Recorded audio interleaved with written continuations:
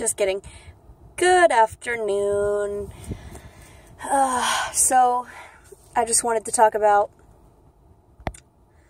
I see a lot of girls that were a lot like me when I was younger, and they want guys' attention, and to be honest, I know what it's like. You think that if you don't dress the way that you dress, and I think girls that suffer, I don't want to say suffer, but choose to do what they're doing, understand what I mean by that. Like, you choose to do things that you think is going to draw a guy's attention or attention about other things, and you do this because, I mean, to be perfectly honest, I know the reason I did it. I don't know the reason that everybody else does it.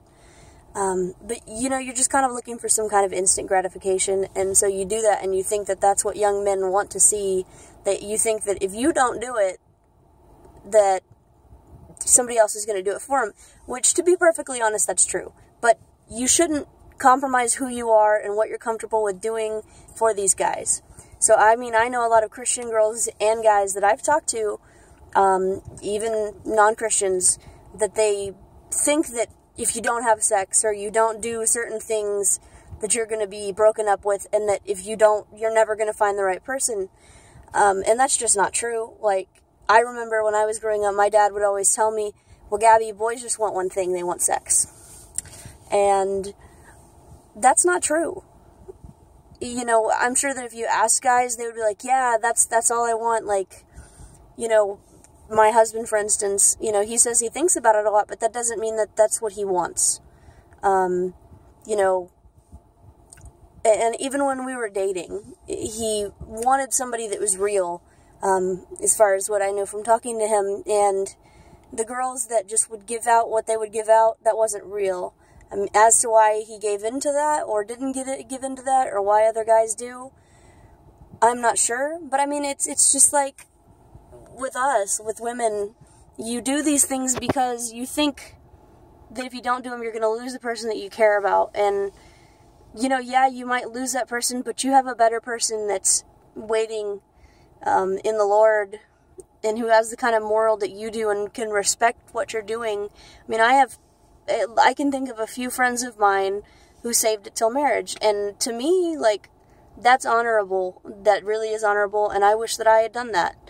You know, and, like, I can pick on them till I'm blue in the face, but, you know, to have that kind of self-control is amazing. It reminds me of Song of Solomon. If you've read that entire chapter, entire book even, it talks about how they have this passion for each other. I mean, they're engaged, they're in love with one another, and they express that they want to have that kind of relationship prior to being married. But you have to understand, like they did, there was a time and a place for it. And the time and the place for it was post-marriage. And that, what that does when you wait and you fall in love with somebody is you just build up this passion. And yeah, it probably feels overwhelming at times. I remember, whenever I was engaged, the engagement period that you're in with a man or with your husband is just, it's so many emotions for a woman. I can't speak for a guy, but you just feel so overwhelmed with love. You feel like you just want to tell him exactly how you feel about him. And it's the same thing with your relationship with Christ. You got to think about, like, when you first get in that relationship with Christ, you're just so in love and so passionate, and you want to do everything that you can do to show God that you love him. You know, you just, like, that's the only way I can describe it, really, if you haven't been in a marriage situation, or in an engagement situation. But the thing is, like, if you think about it, if you wait to do certain things, like, for instance, we'll just use God for an example. If God tells you, hey, you're going to go into ministry, and you just jump right into that ministry, and you don't wait until God tells you it's time for that, you could screw the entire thing up. And I know that seems silly, because you're thinking, well, that's what God told me to do, so why don't I just do it? There's a time and a place for everything. You know, just like marriages between man and wife. And if you think about it, I really wish I could describe what it felt like prior, but to be perfectly honest, I don't entirely remember, but I do remember Physically, it felt great. Physically, it felt right. Physically, that's what I wanted. But you don't know how amazing it is if you wait until marriage. And I know you're probably thinking, oh, well, this girl's going to tell me not to have sex. I'm just going to have to wait. My boyfriend wants me to do this. And I'm sure that he does. Whether he's a Christian or whether he's not, I mean, to be perfectly honest, I believe I believe dating is intended for marriage. And that's not just my Christian view, why are you going to waste your time with somebody that you can't spend your life with? And let's just be honest here, like, yeah, you might be 12, 13, if your parents let you date, you might be 32. It doesn't matter. Like, why waste your heart, why waste your passion, and why waste everything that you have to put into a relationship on someone that doesn't have everything that you want? Like guys that are like, oh, I just want to date, I don't want to get married. Yeah, he might be a great guy, and maybe he will change his mind, but you have to draw a line, because if you believe that dating is for marriage, you have to go into it thinking, this is what I want to bring to the table, this is what I expect you to bring to the table. I'm not playing games. I don't have any intention of sitting here and just staring at each other, making googly eyes, and doing whatever it is that you want to do. My intent is to get to know you, to love you, to make sure that you're the man that has the moral foundation that I need you to have.